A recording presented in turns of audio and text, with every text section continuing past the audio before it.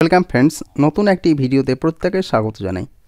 আজকের ভিডিওটি হতে চলেছে অত্যন্ত গুরুত্বপূর্ণ, কারণ আজকের ভিডিওর মাধ্যমে আমি জানাবো পশ্চিমবঙ্গের একটি গুরুত্বপূর্ণ মামলা, প্রায় 25,753 জন শিক্ষক শিক্ষাকর্মী চাকরি বাতিল সংক্রান্ত মামলাটি বর্তমানে যেটি সুপ্রিম কোর্টের কোর্ট নাম্বার 1-এ honourable chief justice Sanjiv Khanna এবং তার সঙ্গী সঞ্জয় কুমারের বেঞ্চে বিচারাধীন রয়েছে।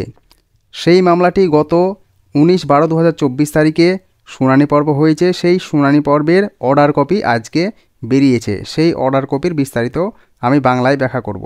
আপনারা ভিডিওটি না টেনে অবশ্যই পুরোপুরি দেখতে থাকুন এবং আমার চ্যানেলের সঙ্গে জুড়ে থাকা সমস্ত শ্রোতাবিন্দুগণের কাছে আমার অনুরোধ, আপনারা অবশ্যই চ্যানেলটিকে সাবস্ক্রাইব করে আমার পাশে থাকবেন আর একটি লাইক প্রদান করবেন, বেল আইকনটি প্রেস করবেন, যাতে করে সর্বপ্রথমে আপনারা যে ভিডিওটি আপলোড করব সেই ভিডিওটি তৎক্ষণাৎ দেখার সুযোগ পান। তা চলুন আমরা যে অর্ডার কপিটি বেরিয়েছে সেই অর্ডার কপিটির আমরা পুঙ্খানুপুঙ্খ ব্যাখ্যা শুরু করি। এখানে সর্বপ্রথমে আমরা দেখতে পাচ্ছি যে কোর্ট নাম্বার 1-এ এই মামলাটি বিচারাধীন, সেটা আমি পূর্বেই বলেছি, এবং এটি হচ্ছে গত 22/4/2024 তারিখে যে মহামান্য কলকাতা হাইকোর্ট থেকে একটি অর্ডার দেওয়া হয়েছিল, ফাইনাল অর্ডার 306/2016 একটি রিট পিটিশন নাম্বার, সেই রিট পিটিশন নাম্বারের সাপেক্ষে সেই ফাইনাল জাজমেন্ট কপির রায়কে চ্যালেঞ্জ করে রাজ্য সরকার বা পশ্চিমবঙ্গ রাজ্য সরকার সর্বপ্রথম একটি এসএলপি ফাইল করেছিল, যেখানে পিটিশনার নেম হচ্ছে the state of West Bengal এবং রেসপন্ডেড নেম হচ্ছে দ্য বৈশাখী ভট্টাচার্য ব্র্যাকেটে চ্যাটার্জি। এখানে আমরা দেখতে পাচ্ছি নিচের দিকে স্ক্রল ডাউন করে যে সমস্ত এসএলপি নাম্বারের সাপেক্ষে নতুন করে ইন্টারলোকেটরি অ্যাপ্লিকেশনগুলো সংযোজন বা বিয়োজন হয়েছে, সেই সমস্ত জিনিসগুলো এখানে উল্লেখ করা হয়েছে। যে এসএলপি সাপেক্ষে ইন্টারলোকেটরি অ্যাপ্লিকেশনগুলো সংযোজন বা বিয়োজন হয়েছে সেইগুলোকে এখানে পরপর দেওয়া আছে।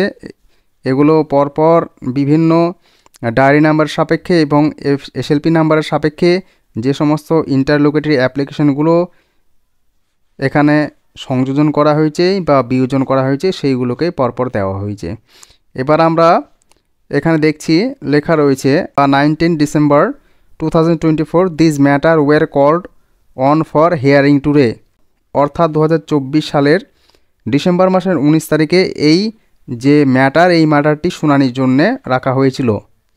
এখানে আমরা দেখতে পাচ্ছি যে এই যে এসএলপি নাম্বার রাজ্য সরকারের 9586/2024, এই এসএলপি নাম্বারের সাপেক্ষে যে জাজমেন্ট কপি বা অর্ডার দেওয়া হয়েছে, এই অর্ডারটি কোরাম হচ্ছে, অর্থাৎ যার আন্ডারে এটি হিয়ারিং হয়েছে সেটি হচ্ছে honourable chief justice of supreme court and honourable mister justice Sanjay কুমারের বেঞ্চে।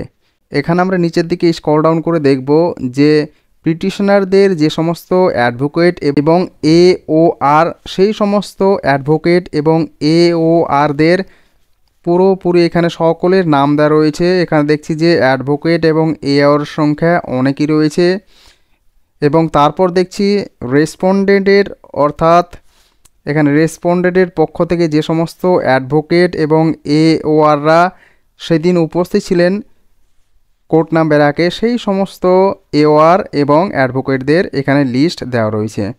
নিচের দিকে আমরা স্ক্রল ডাউন করে চলে যাব এবং সর্বশেষে আমরা এখানে দেখতে পাচ্ছি upon hearing counsel the court made the following list 17 January 2025 as the first item on the board, অর্থাৎ ডিসপ্লে বোর্ডের প্রথম দিকে জানুয়ারি মাসের 7 তারিখে এই মামলাটিকে পুনরায় হিয়ারিংয়ের জন্য রাখা হয়েছে, সেটা এখানে বলা হয়েছে।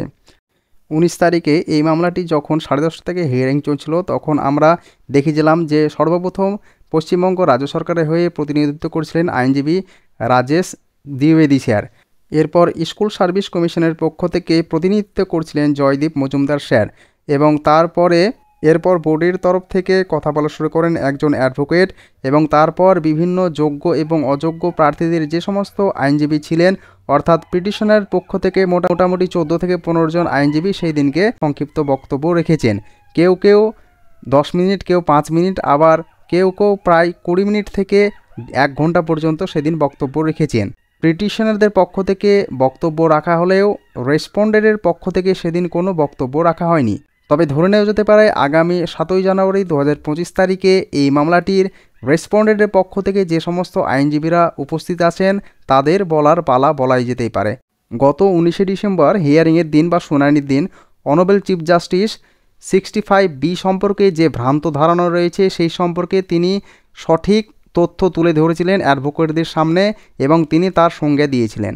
এবং তারপর তিনি এটাও বলেছিলেন যে নাইসা থেকে সিবিআই কর্তৃক প্রাপ্ত শিক্ষাকর্মীদের যে ওএমআর শিটগুলি পাওয়া গেছে সেই ওএমআর শিটগুলি যদি সত্য বলে প্রমাণিত হয় তবেই 65B এই কেসের সাথে প্রযোজ্য হয় বলে জানান।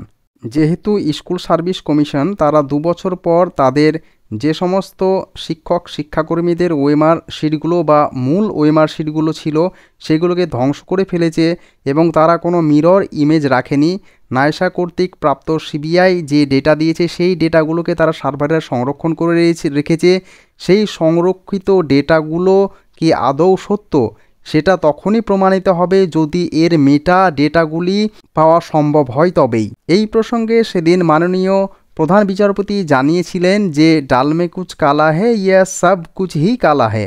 আগামী 7ই জানুয়ারি 2025 তারিখে এই মামলাটির গতি প্রকৃতি কোন দিকে এগোয় সেটি দেখার জন্য অবশ্যই আপনারা আমার এই চ্যানেলটিকে সাবস্ক্রাইব করবেন এবং সুপ্রিম কোর্টের কোর্ট নাম্বার 1 থেকে বা চিফ জাস্টিস কোর্ট থেকে লাইভ হিয়ারিং দেখতে অবশ্যই চ্যানেলটিকে সাবস্ক্রাইব করবেন আর বন্ধুদের সাথেও শেয়ার করবেন যাতে করে তারাও দেখার সুযোগ পায়। আজকে এই পর্যন্ত, আপনাদের দিন শুভ হোক। জয় হিন্দ, জয় ভারত।